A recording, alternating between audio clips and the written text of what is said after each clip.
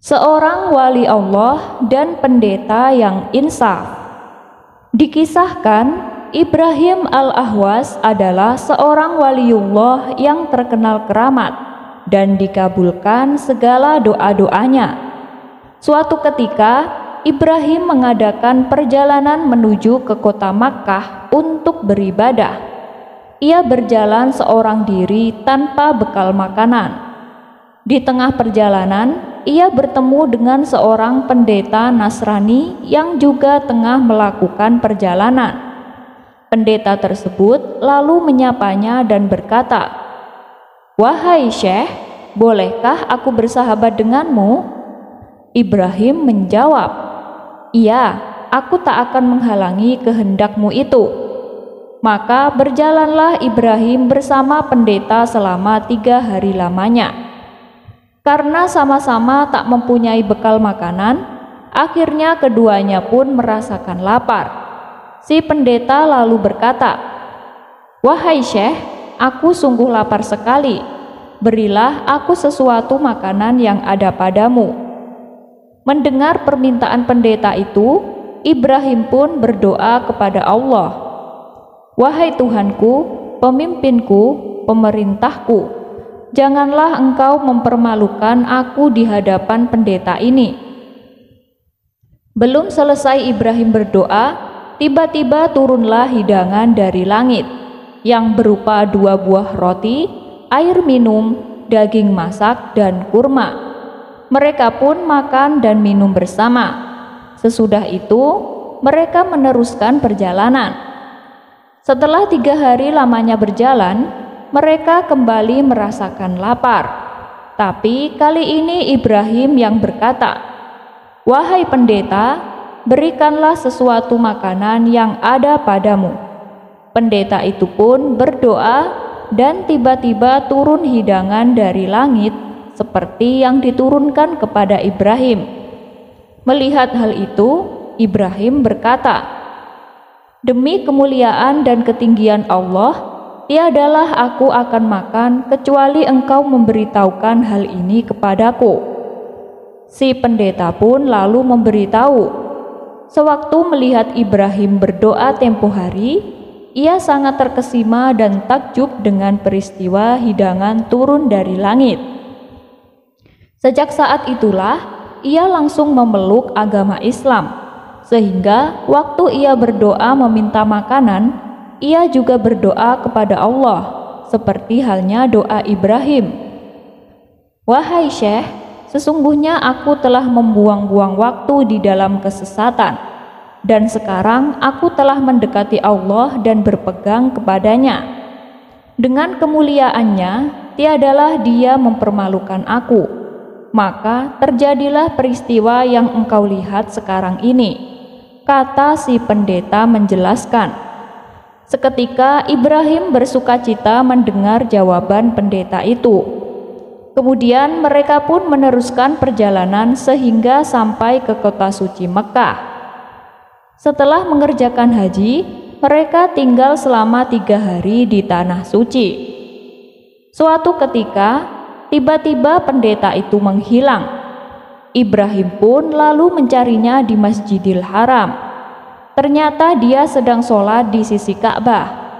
Setelah selesai sholat, pendeta itu berkata, "Hai Ibrahim, sesungguhnya telah hampir perjumpaanku dengan Allah, maka peliharalah persaudaraanku denganmu."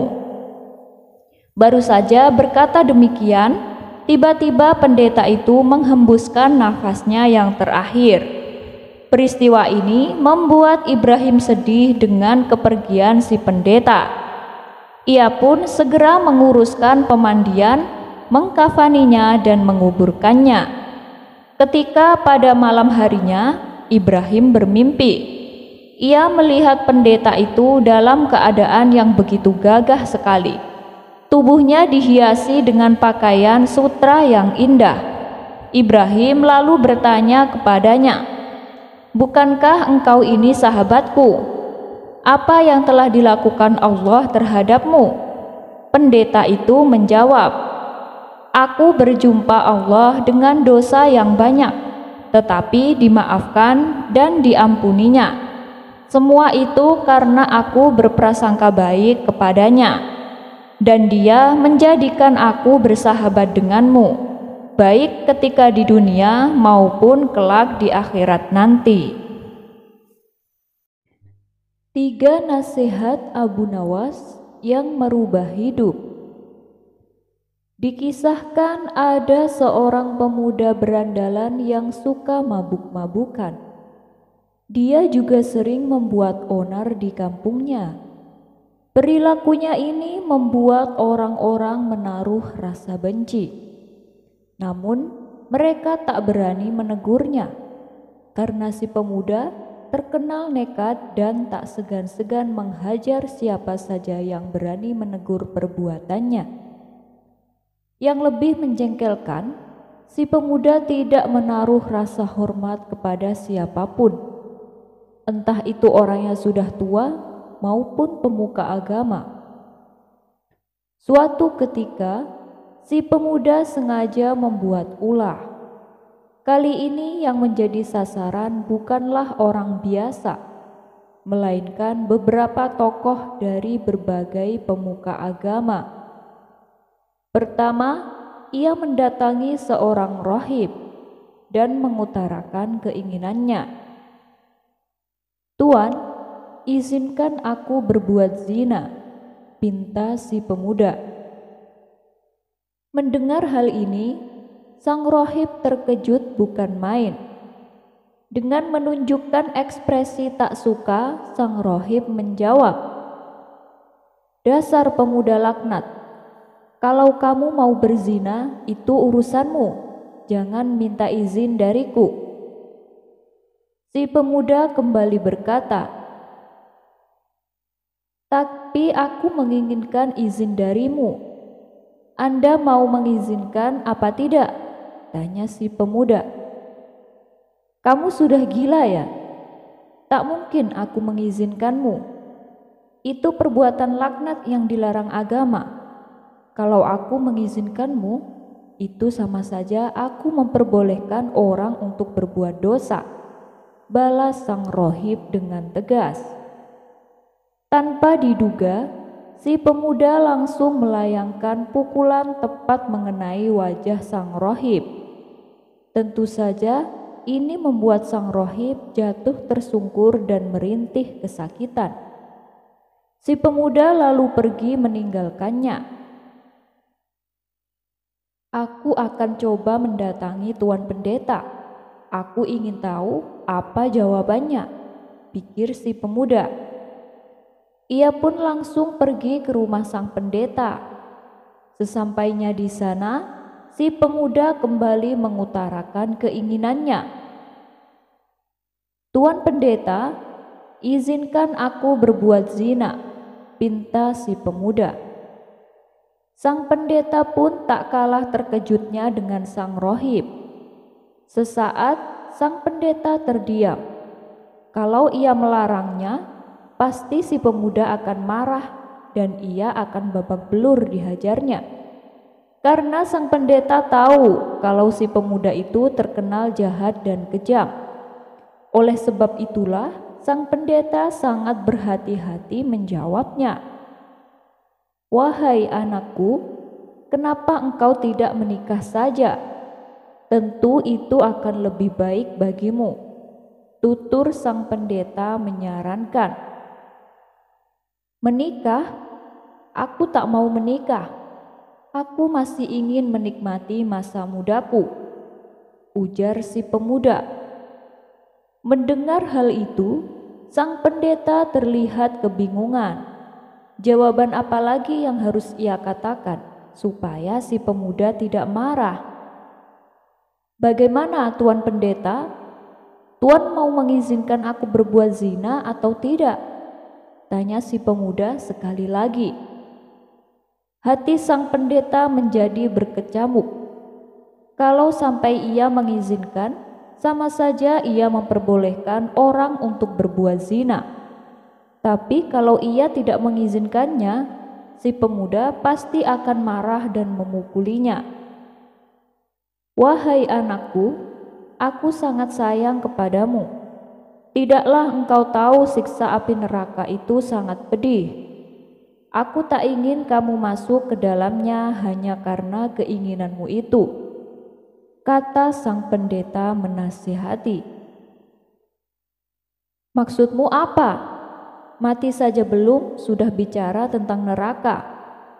Ini kamu mengizinkan aku atau tidak? Tanya si pemuda mulai emosi. Maafkan aku, wahai anakku. Dengan berat hati aku tak berani mengizinkan itu. Semata-mata karena aku sangat sayang kepadamu. Aku tak ingin kamu dimurkai oleh Tuhan, balas sang pendeta. Tiba-tiba wajah sang pendeta dihajar oleh si pemuda. Sang pendeta pun langsung jatuh tersungkur ke tanah. Bilang saja kalau kamu tidak mengizinkan. Tidak usahlah berbelit-belit seperti itu, tukas si pemuda emosi. Setelah itu, si pemuda lantas pergi meninggalkan sang pendeta. Beberapa hari kemudian, kedua peristiwa tersebut membuat gempar warga. Perbuatan si pemuda ini mendapat kecaman warga dan tak sedikit yang mengutuk perilakunya. Akan tetapi si pemuda malah menjadi bertambah beringas, sehingga ia semakin ditakuti warga. Suatu kali teman si pemuda berkata kepadanya, "Hei kawan, kenapa tidak kau utarakan keinginanmu itu kepada Abu Nawas? Kalau jawabannya membuatmu jengkel, kamu pukul saja dia, seperti yang kau lakukan kepada rohib dan pendeta. Dengan begitu, kamu pasti akan lebih ditakuti," kata kawannya mengusulkan. Mendengar hal itu, si pemuda menjadi tertarik. "Wah, benar juga katamu. Baik, besok aku akan ke rumah Abu Nawas," ucap si pemuda. Pada esok harinya, si pemuda berangkat menuju rumah Abu Nawas. Setibanya di sana, si pemuda mendapati Abu Nawas sedang duduk santai di depan rumah. "Tuan Abu, boleh saya masuk? Ada yang ingin saya tanyakan," pinta si pemuda. "Oh, silahkan, masuklah kemari," balas Abu Nawas. Si pemuda lalu menghampiri Abu Nawas dan duduk di sampingnya. "Ada apa?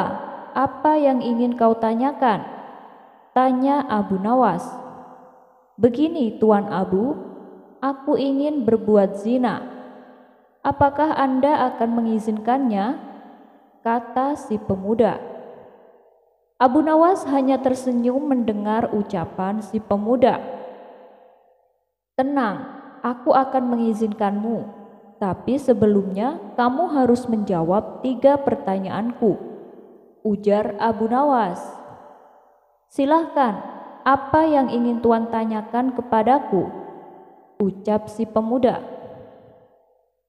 "Kalau dia sampai bertanya tentang siksa neraka, aku akan langsung memukul kepalanya," pikir si pemuda. Pertanyaan pertama, "Apa kamu rela kalau ibumu disetubuhi oleh seorang pemabuk dan pembuat onar?" tanya Abu Nawas. "Wah, tentu saja tidak rela dan aku akan mencegahnya dengan cara apapun," jawab si pemuda. "Nah, begitu juga dengan orang lain. Mereka tidak akan rela bila ibu mereka disetubuhi oleh orang sepertimu," tutur Abu Nawas. "Sekarang pertanyaan yang kedua. Bila kelak nanti kamu punya seorang putri, apa kamu rela kalau anak putrimu disetubuhi oleh seorang pemabuk dan pembuat onar?" tanya Abu Nawas. "Tentu saja tidak terima, Tuan Abu. Saya tidak rela bila putri saya berzina dengan orang seperti itu," jawab si pemuda. "Nah, orang lain pun demikian. Mereka tidak terima dan tidak akan rela bila hal ini terjadi pada putrinya, tutur Abu Nawas. Sekarang pertanyaan yang ketiga. Apa yang akan kamu lakukan bila meminjamkan barang kepada orang lain dan barang itu sangat berharga bagimu? Akan tetapi, orang yang meminjam barang berhargamu justru malah merusaknya dan mengotorinya. Tanya Abu Nawas. Kalau ini aku sangat marah. Aku akan menghajarnya habis-habisan. Bisa jadi aku akan membunuhnya dengan cara yang paling sadis, jawab si pemuda. Abu Nawas pun tersenyum mendengar jawaban si pemuda. Kemudian Abu Nawas berkata kembali, begini ya, tubuh kamu, nyawa kamu sejatinya adalah milik Allah yang berharga, yang Allah percayakan kepadamu. Tapi bila kamu mengotori dan merusaknya dengan perbuatan bejatmu, pastinya Allah juga akan murka, seperti yang tadi kamu katakan. Lalu suatu saat nanti, bisa besok, bisa juga nanti malam, kau akan mati menghadap Allah. Sementara tubuh dan nyawa yang telah Allah titipkan, telah kau rusak dan kau kotori. Kira-kira apa yang akan Allah perbuat kepadamu? Tanya Abu Nawas. Suasana pun mendadak menjadi hening. Si pemuda terdiam cukup lama. Ia tak menyangka dengan 3 pertanyaan yang diajukan oleh Abu Nawas. Tak terasa air mata menetes membasahi kedua pipi si pemuda.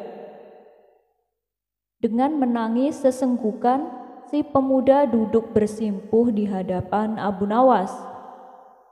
Tuan Abu, saya tidak sanggup membayangkan siksa yang akan Allah berikan kepadaku. Kira-kira apakah Allah akan mengampuni segala dosaku bila aku bertaubat? Tanya si pemuda. Wahai anakku, Allah itu Maha Pengampun lagi Maha Penyayang. Siapapun yang mau bertaubat dan tidak akan mengulangi perbuatan bejatnya, Allah pasti akan menghapus semua dosa dan kesalahannya. Dan kamu juga harus meminta maaf kepada semua orang yang telah kamu zolimi, kata Abu Nawas menasehati. Berkat bimbingan dan nasihat Abu Nawas, si pemuda kini kembali ke jalan yang benar. Sifatnya yang dulu jahat dan kejam, kini berubah menjadi pribadi yang ramah dan santun. Si pemuda tak lagi dibenci oleh masyarakat. Bahkan sebaliknya, ia kini dicintai dan disambut hangat oleh para warga. Suatu ketika, Baginda Raja kedatangan 3 orang tamu dari desa. Ketiga orang ini adalah Ahmad, Zulfikar, dan Wahab. Mereka bertiga sedang mengalami permasalahan yang cukup rumit. Oleh sebab itulah mereka meminta solusi kepada Baginda Raja. Permasalahan apa yang membuat kalian bingung? Tanya Baginda Raja. Salah satu dari mereka yang bernama Ahmad menjawab, begini Paduka yang mulia, saya mempunyai 3 ekor kambing betina, dan teman saya yang bernama Zulfikar mempunyai 1 ekor kambing jantan. Lalu kami berdua berniat menitipkan kambing tersebut kepada Wahab untuk dikembangbiakkan. Kemudian kami bertiga bersepakat apabila Wahab berhasil membuat kambingnya beranak pinak, maka keuntungannya akan dibagi menjadi 3. Adapun pembagiannya adalah sebagai berikut. Saya mendapat bagian separuh dari jumlah kambing yang ada.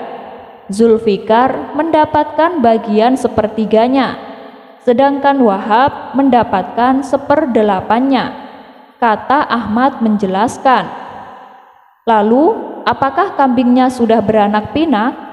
Tanya Baginda Raja.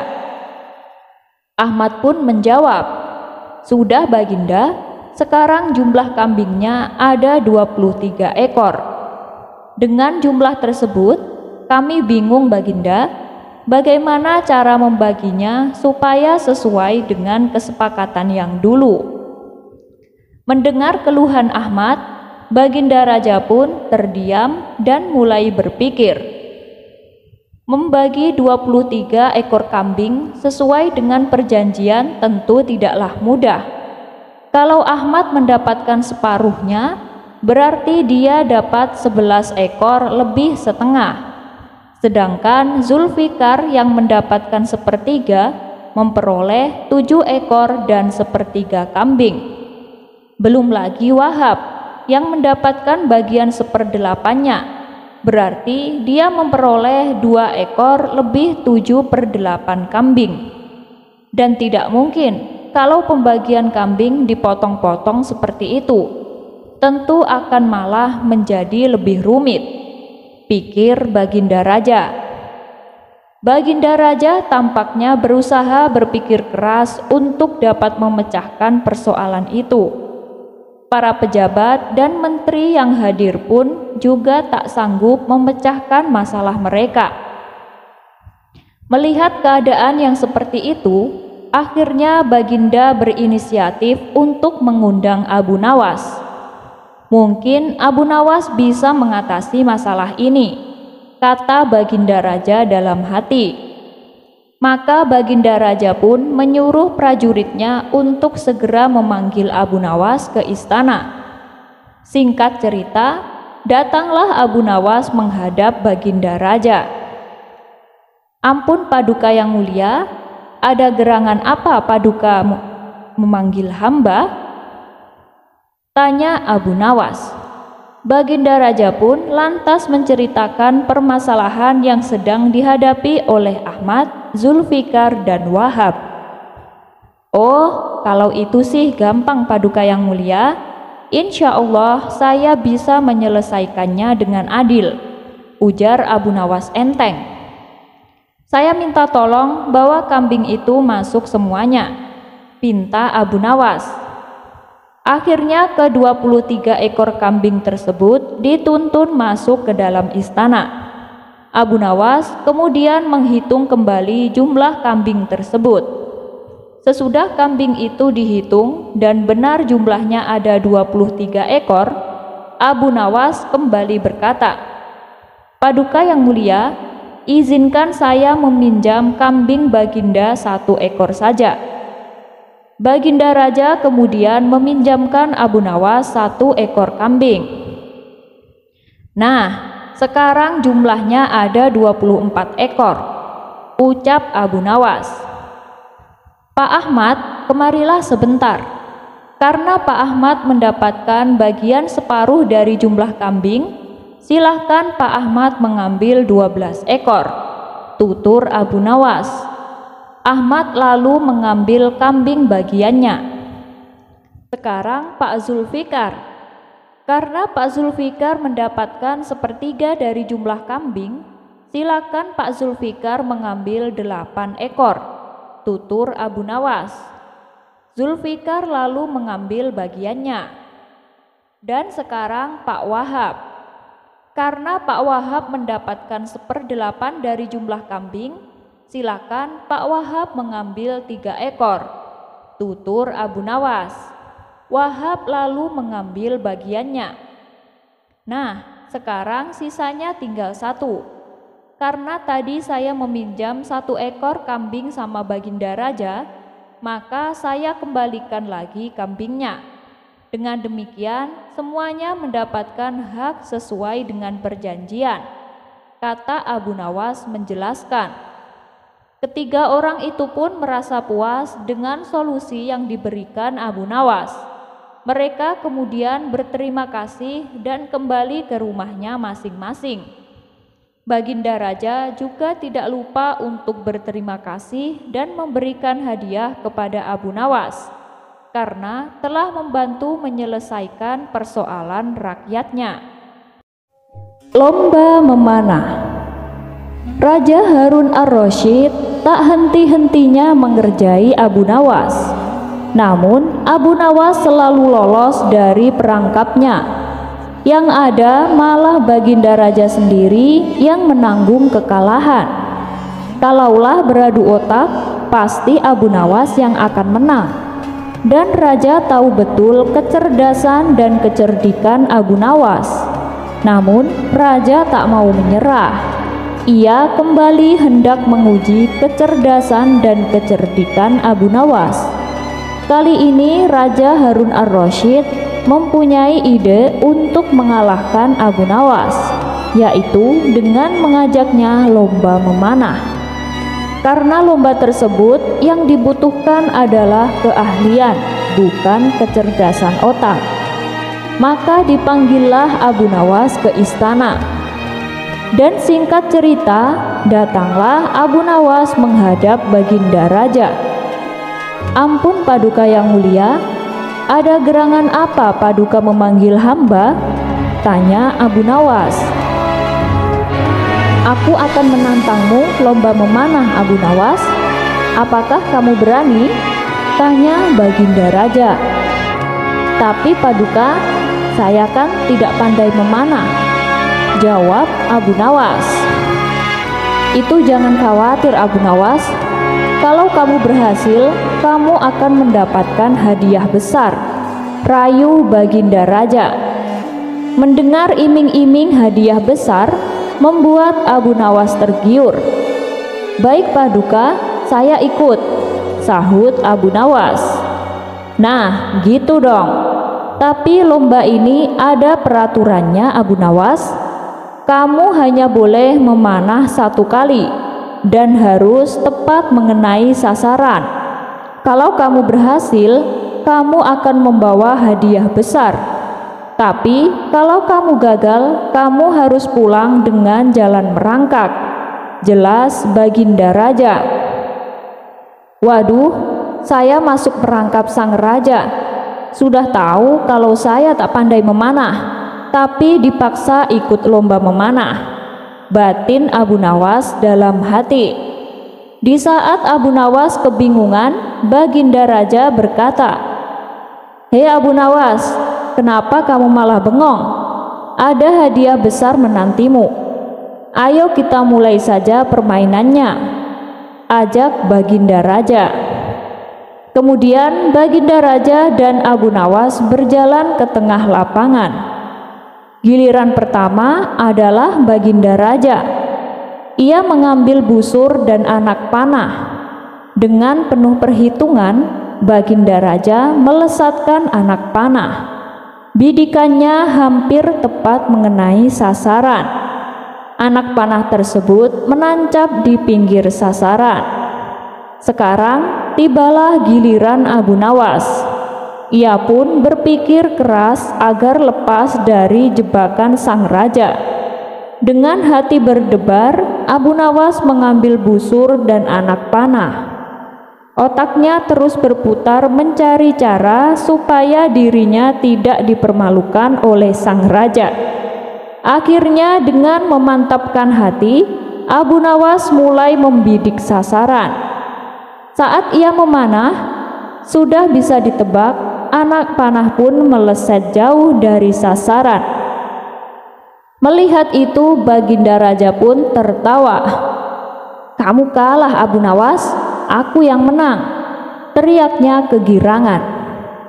Namun dengan kecerdikannya, Abu Nawas berkata, "Tunggu dulu Paduka, itu tadi saya sedang mencontohkan gaya memanah Tuan Menteri," ujarnya. Abu Nawas lalu kembali mengambil anak panah. Ia membidiknya dan mulai memanah untuk kedua kalinya. Namun anak panah masih juga melesat jauh dari sasaran. Tapi sebelum Baginda Raja berteriak kegirangan, Abu Nawas menyela duluan. "Demikianlah gaya Tuan Wali Kota memanah," sahutnya. Baginda Raja menjadi tidak sabar dengan aksi Abu Nawas. Ia pun berteriak, "Hei Abu Nawas, mana gaya memanahmu?" Dengan santainya Abu Nawas menjawab, Tenang Paduka yang mulia, gaya memanah hamba tentu lebih baik daripada tadi. Abu Nawas lalu kembali mengambil sebuah anak panah. Ia membidik dan mulai memanah. Untuk ketiga kalinya, anak panahnya melesat makin jauh dari sasaran. Nah, itu tadi gaya Tuan Hakim memanah. Mendengar itu, Baginda Raja semakin emosi dibuatnya. "Wahai Abu Nawas, yang aku minta gaya memanahmu, bukan gaya memanah orang lain," bentak Baginda Raja. Abu Nawas nyaris putus asa, tapi tetap menunjukkan wajah lucunya. Ini adalah tembakannya untuk yang keempat. Abu Nawas mengambil anak panah dan mulai membidik. Beruntung baginya karena kali ini anak panah secara kebetulan melesat mengenai sasaran. Anak panah menancap di tengah-tengah sasaran. Sedangkan anak panah Baginda Raja hanya di pinggiran saja. Abu Nawas pun berteriak dengan sangat kencang. Inilah gaya Abu Nawas memanah yang mulia. Nah, untuk itu saya tunggu hadiah dari Paduka, kata Abu Nawas kegirangan. Melihat kecerdikan Abu Nawas, sang raja pun tak henti-hentinya tertawa. "Kamu memang cerdik Abu Nawas," kata Baginda Raja sambil menyerahkan hadiahnya. Dan berkat kecerdikan Abu Nawas, kesempatan memanah yang seharusnya hanya 1 kali bisa menjadi sampai 4 kali.